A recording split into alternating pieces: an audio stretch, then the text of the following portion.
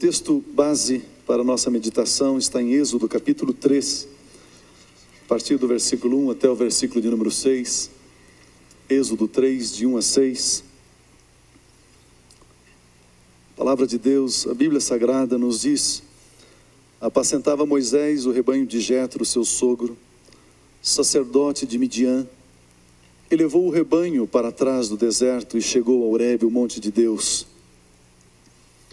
Apareceu-lhe o anjo do Senhor numa chama de fogo, no meio de uma sarça. Moisés olhou e viu a sarça, que a sarça ardia no fogo, mas a sarça não se consumia. Então disse consigo mesmo: agora me virarei para lá e verei esta estranha visão, e porque a sarça não se queima. Vendo o Senhor que se virava para ver, bradou Deus a ele do meio da sarça: Moisés, Moisés. Respondeu ele: eis-me aqui. Continuou Deus: não te chegues para cá, tira as sandálias dos pés, pois o lugar em que estás é terra santa. Disse mais: eu sou o Deus de teu pai, o Deus de Abraão, o Deus de Isaque e o Deus de Jacó. Moisés escondeu o rosto, porque temeu olhar para Deus. Na semana passada nós começamos a ministrar sobre esse texto, e o título é o seguinte: as marcas do cristão. A Bíblia Sagrada diz que eu e você somos sacerdócio real, sacerdotes, nação santa, propriedade peculiar dentre todos os povos. Sendo assim, se somos propriedade de Deus, eu e você devemos ter algumas características, algumas marcas que nos diferenciam, que nos caracterizam de forma diferente das demais nações, dos demais povos, das demais pessoas. E neste texto e neste contexto, nós encontramos 10 características, 10 marcas que eu e você, como servos de Deus, devemos ter nas nossas vidas. 10 marcas na vida do cristão. Na semana passada, nós comentamos a primeira marca: ser apacentável. Característica do cristão é que ele é apacentável. Ele tem uma natureza de ovelha. Ele consegue se guiar, orientar o cristão. O cristão, ele sempre está aberto para novos aprendizados. Ele nunca se fecha na sua própria concepção, nos seus próprios valores, mas ele se abre para a revelação sempre constante, a revelação sempre nova, sempre fresca, que vem do trono de Deus. Então a primeira característica é ser apacentável. Nós comentamos a segunda, que é amar a presença de Deus. Moisés levou o rebanho até Horebe, o monte de Deus. Passou pelo deserto, atravessou por dificuldades, por tribulações, para ter a presença de Deus, para se relacionar com a presença de Deus, para cultivar a presença de Deus. Outra marca do verdadeiro cristão é que ele ama a presença de Deus, ele anela pela presença de Deus. Terceira marca que nós mencionamos: ter experiência com o sobrenatural. Nós comentamos que nós cristãos precisamos, pelo menos uma vez na vida, na nossa jornada cristã, ter uma experiência com Deus, uma experiência tão sobrenatural, que quando você for narrar essa experiência para alguém, essa pessoa não vai acreditar em você. Ela vai dizer: você é louco, você enlouqueceu. Eu não creio que isso possa ser realidade. Eu não creio que isso exista. Essa experiência não existe, é fantasia. Então nós temos que ter uma experiência sobrenatural com Deus. Você pode ver Moisés narrando a experiência dele, que ele viu aquela sarça pegando fogo, em chamas, a sarça não se consumia. Uma experiência tão sobrenatural que dificilmente as pessoas iriam acreditar quando ele começasse a narrar, a dizer o que havia acontecido com ele. Uma outra marca que nós devemos ter, e que nós comentamos também na semana passada, é ouvir a voz de Deus.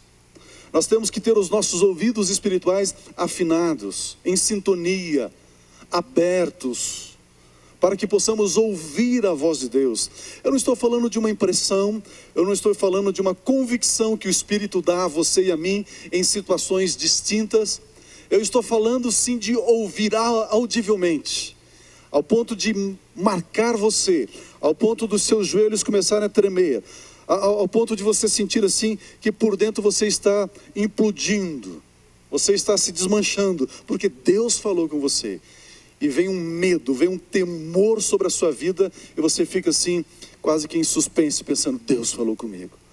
Essa experiência de ouvir Deus, fortemente, poderosamente, nitidamente. Mas nós comentamos esses pontos, e ficamos aí um tempo conversando sobre estas marcas. Nós queremos avançar hoje, e queremos ir para a quinta marca, que eu e você como cristãos, como servos de Deus, como aqueles que amam a Jesus, devem cultivar estas marcas na sua vida. Existem alguns cristãos que já estão amadurecidos na vida cristã, e eles possuem essas marcas, e você de longe consegue distinguir, ver, perceber. Essas marcas estão em relevo, estão em destaque. E você, olhando, você já percebe na vida de alguns cristãos. Outros estão iniciando a jornada cristã, estão iniciando a carreira cristã, e ainda essas marcas não estão tão marcantes, tão visíveis. Então precisa cultivar, desenvolver essas marcas, para que essas marcas sejam palpáveis, tangíveis, e você possa mostrar, inclusive, essas suas experiências que você tem tido com Deus. Então a quinta marca está aqui no versículo de número 5. Continuou Deus: não te chegues para cá, tira as sandálias dos pés, pois o lugar em que estás é terra santa. A quinta marca é o temor de Deus. Temer a Deus. Eu e você precisamos aprender a temer a Deus. Eu e você precisamos ter esta marca nos nossos corações, nas nossas vidas. Andar reverentemente na presença de Deus. Andar com reverência na presença de Deus, temer a Deus. Nós precisamos conhecer esse temor. Deus diz para Moisés: Moisés, não te chegues para cá. Deus havia estabelecido um limite para Moisés, dizendo: Moisés, até aqui é seguro. Se você ultrapassar deste limite, você poderá ter o meu juízo, você poderá ter a minha ira. Então Moisés, venha até aqui. Temer ao Senhor é conhecer os nossos limites, é conhecer as nossas fronteiras, é conhecer o que podemos fazer, o que não podemos fazer, o que devemos fazer, o que não devemos fazer, até onde podemos avançar e até onde não podemos avançar. Eu vejo que muitas vezes nós damos passos para além dessas fronteiras, para além desses limites, e aí nós nos deparamos com a ira de Deus, com o juízo de Deus. Então nós temos que temer a Deus, reverenciar a Deus. Nós temos que, em alguns momentos, em algumas tomadas de decisão, nós temos que temer o Senhor, consultá-lo, ouvi-lo e não fazer mais do que Ele permitiu que fizéssemos. Temer a Deus, andar reverentemente, reconhecer os nossos limites. Não te chegues para cá, fique aí onde você está. Não tentar barganhar com Deus, negociar com Deus, mas ficar no ponto onde Deus nos limitou, nos determinou, nos ordenou. Interessante que temer a Deus também é confiar nele. Martyn Lloyd-Jones, um grande teólogo, estudioso, ele era um médico cardiologista, e depois Deus tocou poderosamente a vida dele. Ele deixou a medicina e veio para o ministério. Um homem muito erudito, inglês. Ele escreveu alguns livros, ele ministrou muitas mensagens, muitos ensinos, e comentando sobre Mateus capítulo 5, 6 e 7, que ele tem um comentário, ele disse o seguinte: a ansiedade é um demônio, é um espírito maligno que vem sobre a vida dos cristãos para desestabilizar o cristão. Isso significa que se você está ansioso e se você permite que esse demônio da ansiedade monte sobre você, venha sobre a sua vida, isso significa que você não está confiando em Deus. Temer a Deus é confiar nele, é crer que aquilo que ele prometeu, ele fará. Temer a Deus é não estar ansioso com as circunstâncias, com as agressões, com os embates da vida, mas é estar certo de que Deus é fiel, de que Ele nos protegerá. Se você teme a Deus, você confia em Deus. Se você teme a Deus, você crê em Deus. Se você teme a Deus, você reverencia a Deus. A ansiedade é uma demonstração de que você duvida de Deus. Isso é falta de temor. Você imagina você desafiar Deus com a sua dúvida? Você está afrontando, desonrando a Deus com a sua dúvida?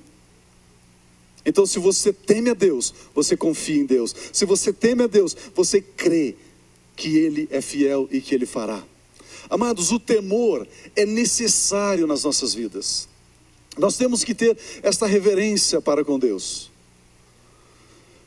Com exceção de 3 versículos que falam sobre promessas na Bíblia, todos os demais, são dezenas e dezenas de versículos que prometem algo a nós cristãos. Todos esses versículos vêm acompanhados de temor. Você alcançará esta promessa, alcançará esta bênção, se você temer ao Senhor. A Bíblia diz que Deus tem mistérios, Deus tem segredos, e Ele revela esses mistérios, esses segredos, àqueles que temem a Ele. Se nós não temermos a Deus, nós não vamos adentrar nos mistérios de Deus. Nós não vamos adentrar no sobrenatural. Nós não vamos conhecer a revelação plena do reino de Deus e do Filho de Deus. Precisamos temer a Deus. Tem que ter essa marca em nós. Nós não podemos agir de uma forma leviana, inconsequente, impensada. Amados, o temor a Deus leva você a desligar a televisão naqueles momentos impróprios. O temor a Deus leva você a desligar o rádio naqueles momentos impróprios. O temor a Deus leva você a dizer a verdade quando você estiver vendendo o seu carro. O temor a Deus leva você a chegar no horário lá no seu emprego, mesmo que o seu patrão não esteja. O temor a Deus. Porque nós estamos andando na presença de Deus. Nós haveremos de prestar contas a Deus. Eu e você um dia, eu e você, nós estaremos na presença de Deus, diante do trono de Deus, e vamos prestar contas dos nossos atos. Precisamos estar conscientes disso. Isso deve gerar temor, reverência nos nossos corações. Aquele que teme a Deus, ele conta os fatos como eles aconteceram. Eu vejo que existe uma dicotomia, existe um divórcio entre o acontecido, o ocorrido e aquilo que é narrado. Esta disparidade, essa diferença entre o episódio e aquilo que se ouve sobre o episódio, chama-se mentira. A incoerência entre o dito e o ocorrido é mentira. Nós precisamos aprender a temer a Deus e contar o fato como ele é, sem aumentar, sem dourar a pílula, sem dar um jeitinho. Dizer o fato com veracidade, com precisão. Quando você narra o fato exatamente como ele aconteceu, isso significa que você temeu a Deus e que você teme a Deus. Temer a Deus, essa deve ser uma marca nas nossas vidas. Esta deve ser uma marca nas nossas vidas. Nós devemos temer a Deus, reverenciar a Deus. Muitas pessoas até, ao contarem testemunhos de experiências com Deus, aumentam. Colocam umas florzinhas, colocam umas cores que não existem, como que querendo dar uma mãozinha para Deus. Isso afronta, isso desonra Deus. Nós precisamos aprender a narrar os fatos como eles são, com singeleza, com verdade. Isso significa que nós temos temor no coração. Quando você conta o fato como ele é, isso porque você teme a Deus, você está reverenciando a presença de Deus. Esta marca, amados, deve existir, deve ter, devemos conhecer os limites. O texto diz, não te chegues para cá. Olha o que diz o versículo 6 na parte final. Moisés escondeu o rosto porque temeu olhar para Deus. Havia esta marca na vida desse homem, havia essa característica na vida desse homem. Ele temeu, ele escondeu o rosto, ele ficou reverentemente na presença de Deus. Vamos ver mais uma marca. O versículo de número 10, nós encontramos um chamado maravilhoso aqui. Vamos ler o 9 e o 10. E agora o clamor dos filhos de Israel chegou a mim, e também tenho visto a opressão com que os egípcios os oprimem. Vem agora, e eu te enviarei a Faraó, para que tires do Egito o meu povo, os filhos de Israel. Amados, interessante que Moisés teve uma experiência tremenda, quase que indizível. A sarça pegando fogo, a sarça não se consumia. De repente a sarça fala com ele, a voz do meio da sarça, do meio das labaredas: Moisés, Moisés. Ele tem uma experiência gigantesca, quase que gera dúvida nos nossos corações. Mas esse homem tinha uma marca no seu caráter, na sua vida: ele era humilde. Então a próxima marca na vida do cristão é ser humilde. Mas nós precisamos ter a humildade nos nossos corações. Quando ele responde a Deus, diante desse chamado, diante dessa missão, diante dessa convocação, disse Moisés ao Senhor: Ah, Senhor meu, eu nunca fui eloquente, nem antes nem depois que falaste a teu servo, sou pesado de boca e pesado de língua. Ele reconhece as limitações, ele reconhece a sua pequenez, ele reconhece a sua insuficiência. Ele diz: Deus, tem misericórdia de mim. É interessante que a humildade de Moisés se manifestou, se revelou no fato de que ele não usou desta experiência para esmagar, para diminuir o próximo. Ele não usou dessa experiência para pisar sobre outra pessoa. O coração deste homem era dócil. A Bíblia diz que ele era o homem mais manso da terra. Quando eu e você temos algumas experiências com o sobrenatural, algumas experiências com Deus, muitas vezes nós nos ufanamos disso e até desmerecemos, desqualificamos as pessoas que não tiveram aquela experiência. Isso é falta de humildade. Se nós temos um coração humilde, nós não vamos esmagar as pessoas porque tivemos uma grande experiência com Deus. Nós não vamos desmerecer as pessoas, desqualificar as pessoas, pisar sobre as pessoas. Precisamos da humildade, desta marca nas nossas vidas como cristãos. Moisés, ele não quis imprimir a experiência dele na vida de outrem. A experiência dele foi a experiência dele. Ele não estabeleceu isso como dogma, como regras, como lei. Ele não estabeleceu um padrão: todas as pessoas que quiserem andar comigo têm que ver a sarça pegar fogo. Percebe que ele tem um coração humilde e ele não tenta impingir sobre ninguém a experiência que ele teve com Deus. Amados, não importa o tamanho ou o nível da minha experiência, isto não me dá o direito de andar sozinho.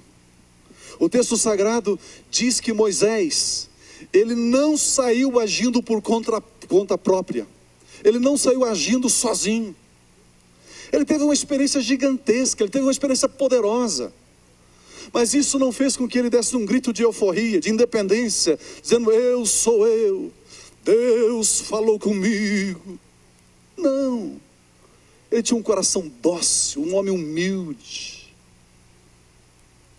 Ele não estava estabelecendo pesos e opressões sobre ninguém. Interessante que ser humilde, amado, é quando você dá toda a glória a Deus. Quando você tem uma experiência dessas, vem um anjo, fala com você, você vê as coisas pegarem fogo e não se consumirem, Deus falando com você, e você tem essas experiências imensas, indescritíveis, e você dá toda a glória a Deus, diz: Deus, apesar de mim, o Senhor falou comigo, toda a glória é tua, Senhor. Não existe nenhum mérito em mim. Eu já tive alguns contatos com pessoas que tiveram algumas experiências com Deus.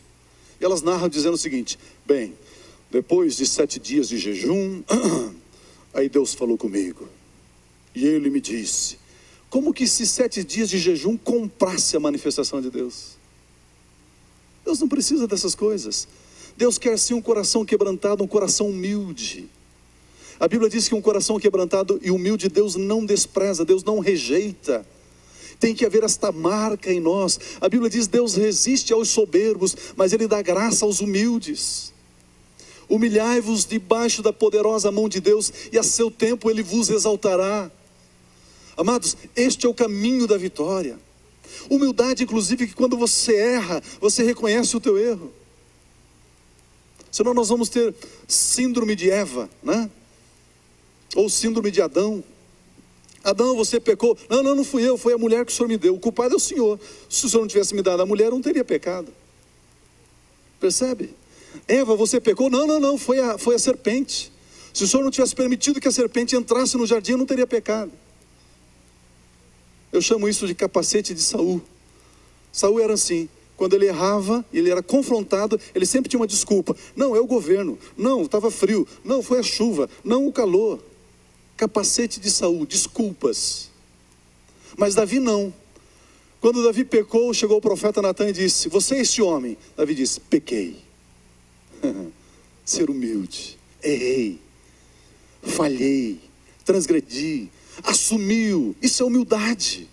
Amados, humildade não é uma característica, como que eu poderia dizer? Não é uma característica assim mole, para frouxo. Não. Se eu estivesse no Nordeste, eu podia usar a expressão: é para cabra macho. Ser humilde é uma virtude de gigantes. É reconhecer o que você pode e reconhecer o que você não pode. Falhou, falhei, pequei. Ser humilde. Assumir as responsabilidades das suas decisões. Nós precisamos ter esta marca que estava sobre este homem chamado Moisés. Em sétimo lugar, nós precisamos, amados, de uma capacidade sobrenatural.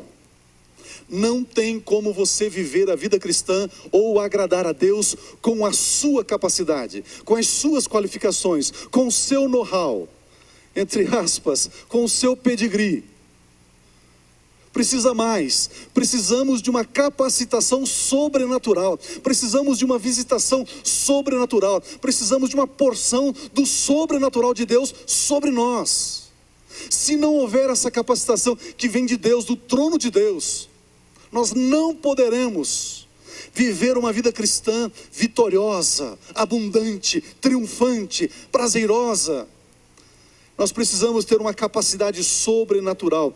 Êxodo capítulo 4, olha o que diz o versículo 1 e versículo 2. Então respondeu Moisés: mas se não crerem em mim, nem ouvirem a minha voz, e disserem: o Senhor não te apareceu. Perguntou-lhe o Senhor: que é isso na tua mão? Ele respondeu: uma vara. Uma vara. Moisés, o que é que você tem na tua mão? Senhor, eu tenho uma vara. Ok, Moisés, eu, você e esta vara, nós vamos libertar uma nação de 2 milhões de pessoas. Vamos tirar das garras de Faraó. Você pode perceber isso? Uma vara. Você acha que você consegue fazer muita coisa com uma vara? Não tem, amados, como fazer muita coisa com uma vara. A não ser que venha do trono do Altíssimo uma capacitação sobrenatural para que possamos fazer alguma coisa com aquilo que temos em nossas mãos. Não adianta eu achar que é o meu bacharelado, meu mestrado, meu doutorado em teologia que vai me fazer vitorioso, conquistador no ministério. Não adianta eu achar que são as minhas habilidades comerciais que me fará próspero na minha empresa. Não me adianta eu achar que são os meus talentos naturais, as minhas vocações que vai me fazer vencer na vida cristã. Eu estava usando o exemplo do coral no primeiro culto, dizendo que não adianta os irmãos acharem que a voz que eles têm é que vai fazer com que o avivamento irrompa sobre a nação brasileira, venha sobre a cidade de Curitiba, que os cegos começam a ver, que os paralíticos começam a andar, porque eu tenho uma voz bonita. Amados, precisamos de uma capacitação do sobrenatural, uma visitação do sobrenatural. Os céus precisam abrir sobre nós. Moisés, o que você tem na mão, Moisés? Eu tenho uma vara, Senhor. Não é o que você tem que te torna grande, mas sim quem usa o que você tem que te torna grande. Não é o que você tem. Aliás, eu aprendi há muito tempo: Deus não precisa do meu talento, da minha voz. Eu não sei quantas vezes que eu li a Bíblia, Deus não precisa disso. Os irmãos que tocam teclado aqui são 10, 15 anos de treino, de estudo, de ensaio para estar tocando os instrumentos. E Deus não precisa disso. Pode vir aí um expert em teclado. Nas primeiras teclas, nas primeiras notas, o Espírito Santo vai embora. Nós precisamos sim de uma capacitação sobrenatural, de uma visitação de Deus. Não é o que você tem que te torna grande, mas é quem usa o que você tem que te torna grande, te faz grande. Que você tem uma vara servirá de instrumento para tirarmos o povo do Egito. Quase que um absurdo isso, mas é a capacitação do sobrenatural, os céus abertos, a chuva do Espírito, o vento do Espírito, o fogo do Espírito, o poder de Deus. Isto sim que nos impulsiona para sermos agentes e instrumentos de transformação nesses dias. É só o toque de Deus, amados, é só a graça de Deus. Capacitação sobrenatural, precisamos ter esta marca. Deus olha para Sansão e diz: Sansão, o que você tem na mão? Tem uma queixada de um jumento, de um burrico, esturricada, seca. Pega essa queixada, vamos vencer, vamos derrotar 1000 filisteus. E ele pega aquela queixada. No primeiro culto, para o segundo, me providenciaram a vara, mas não providenciaram a queixada seca do jumento. No primeiro culto eu não tinha vara, me arrumaram uma agora. Mas esqueceram da queixada de jumento. E o que você tem, Sansão? Uma queixadinha de jumento. Ele pega aquela queixada de jumento e vai lutar contra 1000 soldados e guerreiros filisteus, com espadas, com lança, com armadura, com escudos. E ele vence, derrota os seus inimigos. Era o que ele tinha na mão? Não, era quem estava usando o que ele tinha na mão. Jesus chega para os discípulos e pergunta: o que vocês têm aí de comer? Senhor, nós na verdade não temos nada. Quem tem é um rapaz aqui, ele tem 5 pães e 2 peixinhos. Jesus disse: diga à multidão que se assente. Diga à multidão que se assente. Irmão, não olhe para aquilo que você não tem, olhe para aquilo que você tem. Não espere começar a servir a Deus com aquilo que você espera receber de Deus. Sirva a Deus com aquilo que você já tem. Deus trabalha com aquilo que nós temos, não com aquilo que nós não temos. Deus pede para você e para mim aquilo que nós temos, não aquilo que nós não temos. Coloque o pouco que você tem, coloque a sua disposição, a sua alegria, a sua motivação, os seus alvos, e diz: Deus, eu tenho isso, Deus, por gentileza, faça um milagre, senão eu morro. Senhor, eu preciso de uma capacidade sobrenatural. É o Senhor quem abre as portas, é o Senhor quem fecha as portas, é o Senhor quem faz com que o mudo fale, com que o cego veja, é o Senhor quem faz. Eu preciso, Senhor, como cristão, ter esta marca, essa característica de uma capacidade sobrenatural. Amados, e quando nós oramos assim, você move os céus, Deus começa a se movimentar. Nada mais prazeroso para um líder ver os seus liderados potencializando aquilo que eles têm. Eu aqui na igreja eu bato muito nessa tecla. Existe o ideal, existe o real. Vamos trabalhar com o real, inclusive com o dinheiro real também. Não adianta ficarmos sonhando, se nós tivéssemos aqui e não sei o que. Não temos, amados, vamos trabalhar com o que temos. Vamos invocar a capacitação sobrenatural, a bênção sobrenatural, aquilo que Deus confiou a nós, e dizermos: Deus, obrigado pelo que o Senhor me deu, uma vara. Senhor, unge esta vara e a minha vida, e eu vou romper em fé. Eu vou alcançar os seus planos, eu vou escrever uma história nesses dias. Deus, eu vou fazer diferença na minha geração. Senhor, eu serei um jovem santo, temeroso. Eu serei um jovem comprometido. Senhor, meu lar vai ser diferente, o ambiente da minha casa será diferente. Senhor, eu receberei a capacitação sobrenatural e vou viver nessa dimensão, porque esta é a sua vontade, Senhor. Deus usa aquilo que o Senhor tem dado a mim. Amados, que aqueles que me conhecem sabem do que eu estou falando, sabem do que eu estou pregando. É assim que a gente trabalha, irmãos, é com aquilo que temos. É com aquilo que temos. Eu sempre digo: tire 100% daquilo que você tem, aí Deus vai te dar o próximo. Se você não tira 100% daquilo que você tem, não espere o próximo. Não espere. Se você quiser abrir a sua Bíblia, 2 Coríntios, deixa o seu dedão aí em Êxodo, vamos voltar para Êxodo. Capítulo 3, versículo 5. Amados, o apóstolo Paulo, Um homem eloquente, capaz, formado, forjado para ser príncipe do povo de Deus. Um homem que foi entalhado, foi esculpido para ser um exponencial, para ser um destaque. Olha o que ele escreve aqui, 2 Coríntios 3:5. Não que sejamos capazes. Eu gosto disso.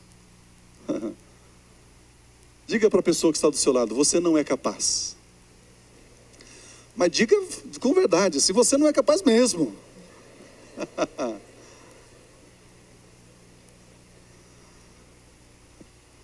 Existiam alguns maridos que queriam ouvir isso, né? Aliás, queriam dizer isso, algumas esposas queriam dizer isso, né? Você não é capaz. A Bíblia diz, amados, quando você entender isso, você não é capaz, sai um peso dos seus ombros enorme. Porque você não tem que carregar o peso do desempenho. Você não tem que provar para A, para B, para C. Sente-se aliviado, eu não sou capaz. Só que não fica por aí, viu? Continua o texto. Não que sejamos capazes por nós mesmos de pensar alguma coisa como se partisse de nós mesmos. Mas a nossa capacidade vem de Deus. A nossa capacidade vem de Deus.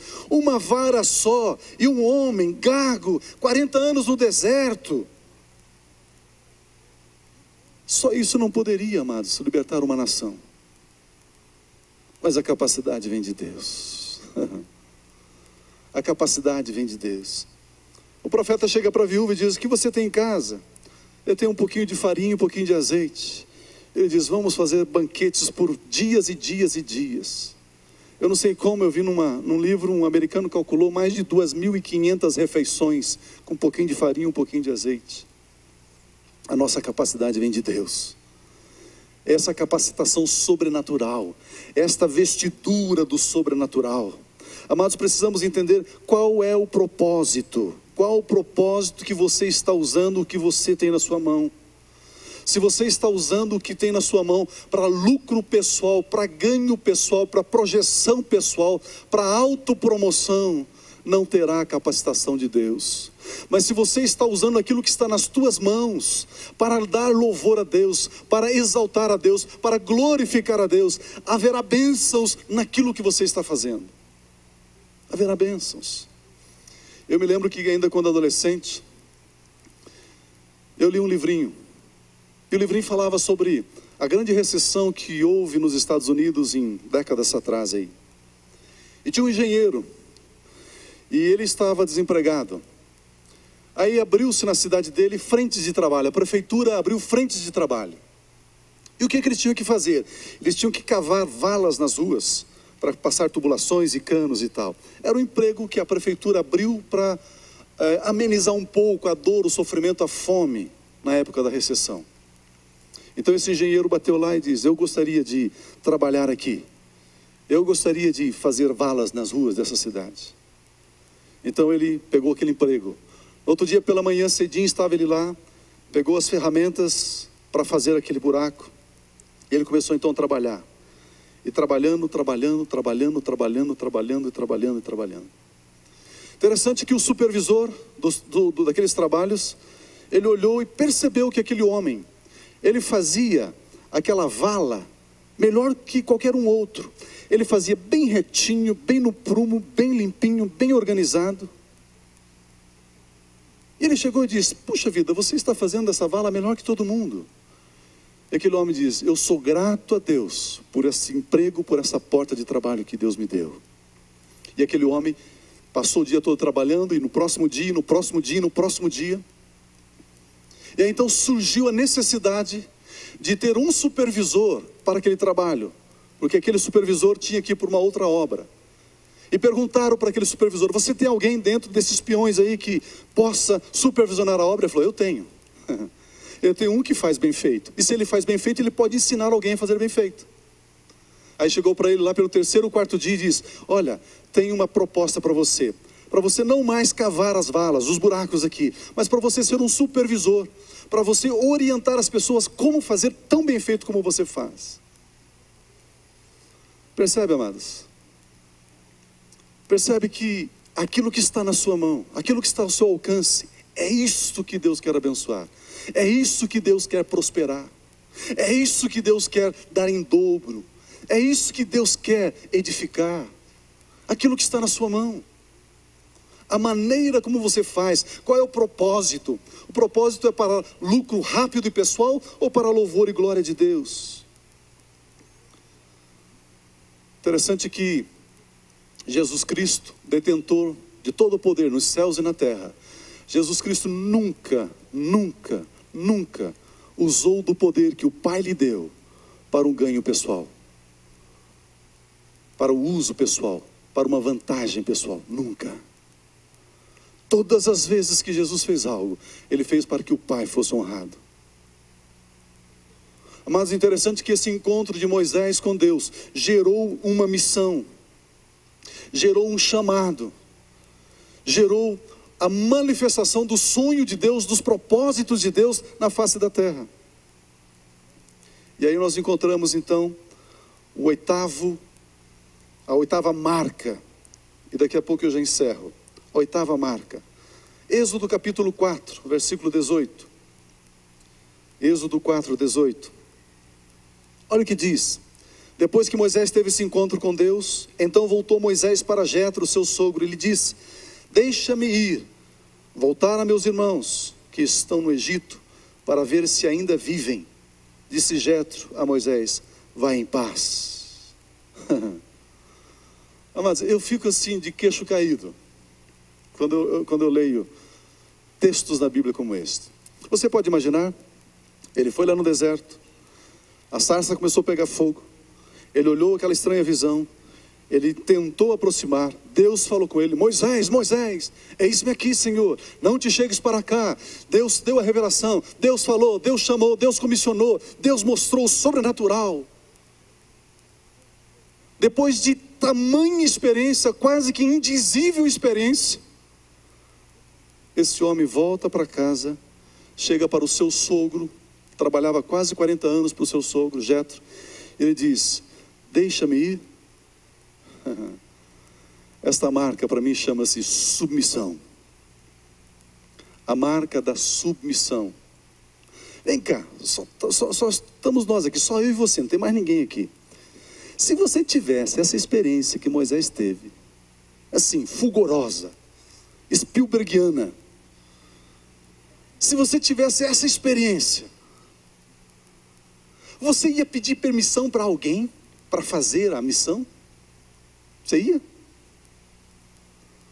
Você ia chegar para o seu líder de grupo familiar e dizer o seguinte: olha, será que dá para a gente fazer? Hã? Seja sincero, hã? Amados, tem pessoas que teve um sonho, uma visão.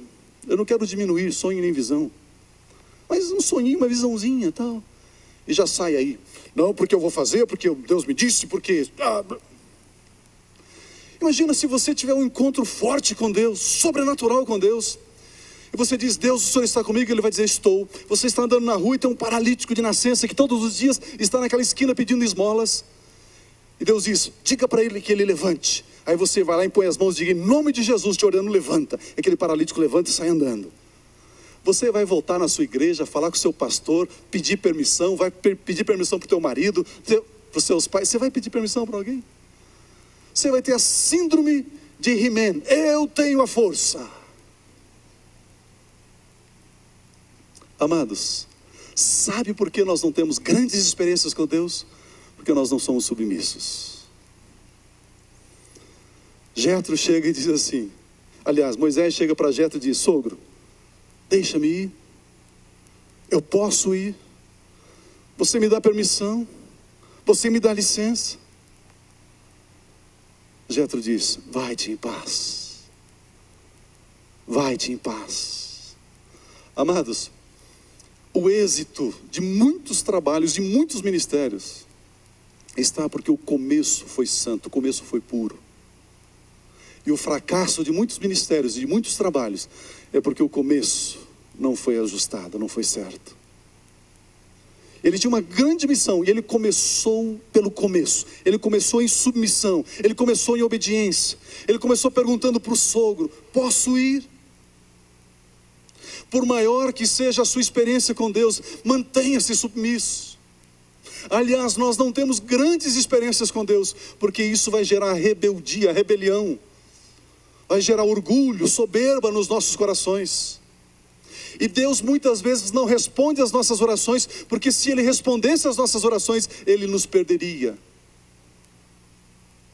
Ele nos perderia.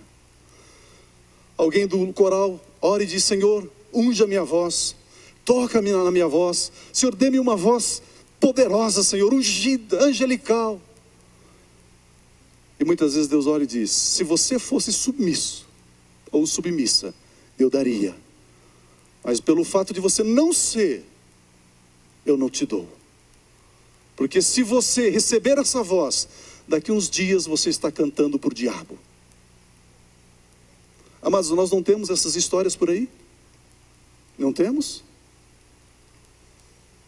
Pessoas que foram tocadas por Deus, abençoadas por Deus, ungidas por Deus, e entrou a soberba no coração.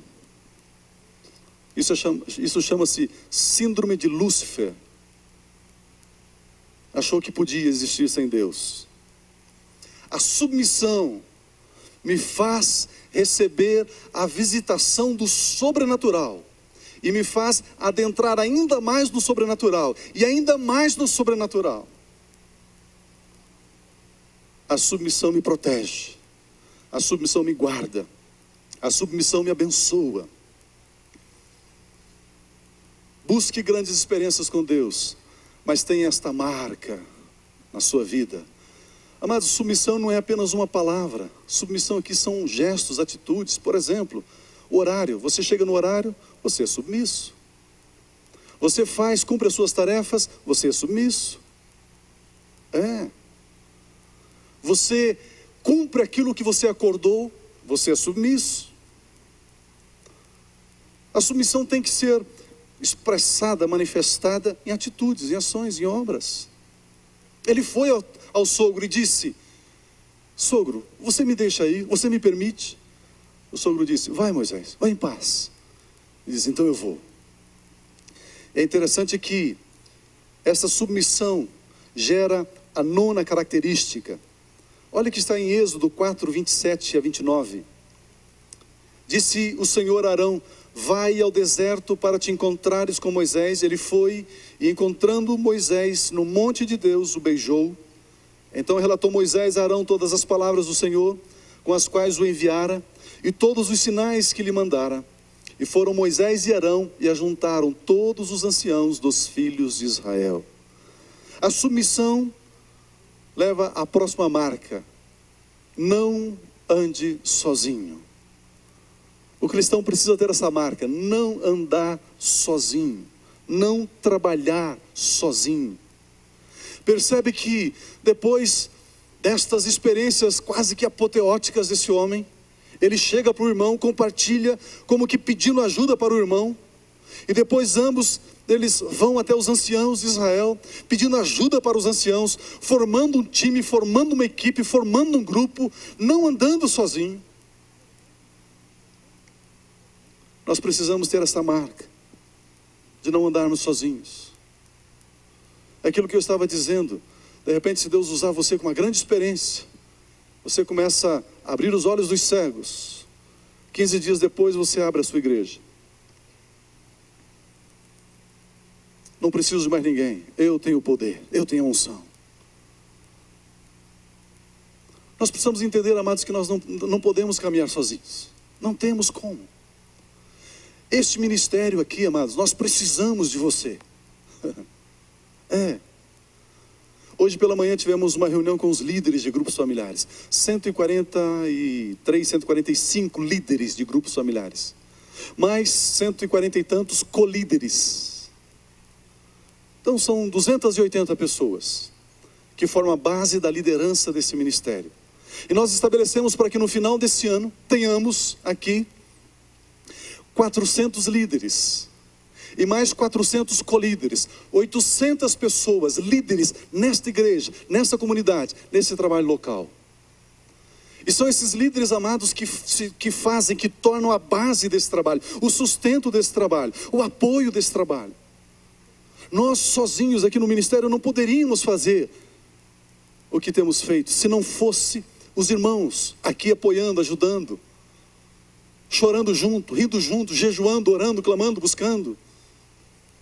Nós precisamos, nós entendemos como líderes, nós entendemos que nós precisamos de vocês, precisamos de você, precisamos da sua oração, precisamos de você.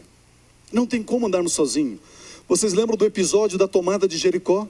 Quando eles rodearam a cidade por várias vezes, vários dias. No 7º dia, 7 vezes. E lá estava o sacerdote, estava o chofar, estava a arca, estava Josué. Eles estavam em prontidão, tocaram o chofar. Mas os muros caíram somente quando o povo gritou. Só quando o povo gritou. O povo é a força de uma liderança. Se não houver um povo, não tem uma liderança forte. Não tem liderança forte. Se nós não tivermos membros comprometidos com a visão, membros comprometidos com o projeto, não existe uma liderança, não existe essa igreja, não existe essa comunidade. Nós precisamos da sua presença, precisamos do seu empenho, precisamos do seu zelo, precisamos da sua participação, precisamos do seu apoio. É interessante que essa marca de não trabalhar sozinho,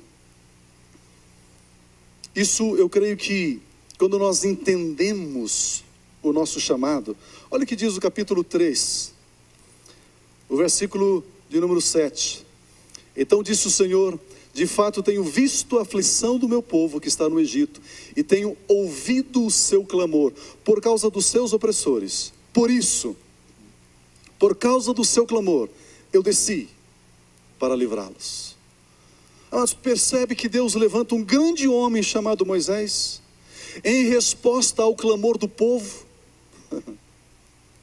Porque o povo clamou, porque o povo orou, porque o povo pediu, porque o povo se desesperou diante de Deus. Como resposta ao clamor do povo, Deus desce e chama Moisés, e convoca Moisés.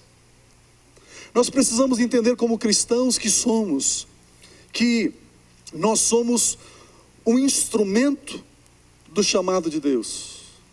Alguém clamou, alguém pediu a Deus, Deus nos chama como cristãos, em resposta a esse clamor, em resposta a muitas lágrimas, e Deus nos chama. E às vezes a gente pensa, bom, eu fui chamado por Deus, bem, eu devo ser uma pessoa importante, Deus me chamou. Não. Deus te chamou porque alguém chorou, clamou, jejuou, pediu, bateu. E Deus olha para você e chama você, e ergue você para ser a resposta desse clamor, dessa oração, desse pedido. Pode ser que você esteja aqui na igreja, ouvindo a mensagem, sendo edificado, sendo fortalecido, porque nas ruas das nossas cidades, muitas prostitutas das madrugadas choram e dizem: Deus, eu quero sair dessa vida. Muitos que estão envolvidos nas drogas, na violência, no roubo, no assassinato, oram e dizem assim: Deus, se o Senhor existe, me livre dessa situação. Quantos e quantos clamam? Esses clamores chegam ao ouvido de Deus, e Deus toca você e diz: se prepare logo, cresça logo, para que você possa ser a resposta desses clamores que estão por aí. Amados, nós somos fruto, resultados de missionários, pastores, líderes, igrejas que vieram há 50, 100, 200, 300, 500 anos antes de nós. Quantos pastores deram suas vidas no começo desse Brasil, no começo desse Paraná? E hoje nós estamos colhendo frutos de orações, rogos, clamores que foram feitos no passado. Nós precisamos entender que Deus nos usa como instrumentos de resposta ao clamor de muitas pessoas. Quantas mães choraram nesses dias de carnaval, vendo suas filhas indo para a prostituição. Quantos pais se angustiaram, vendo seus filhos se envolverem em drogas. Quantos lares, quantos pais passaram a noite insone, angustiados, porque os seus filhos não voltavam para casa. E quantos que se desesperaram, e da sua maneira, até mesmo sem saber como, no momento de angústia, clamaram e disseram: Deus, ajude os meus filhos. E esse clamor chega no trono de Deus. E Deus, em resposta a esse clamor, quer levantar essa igreja forte e poderosa nessa cidade. Quer levantar a outra igreja que está ali na esquina, a outra que está na outra esquina, a outra que está na outra esquina.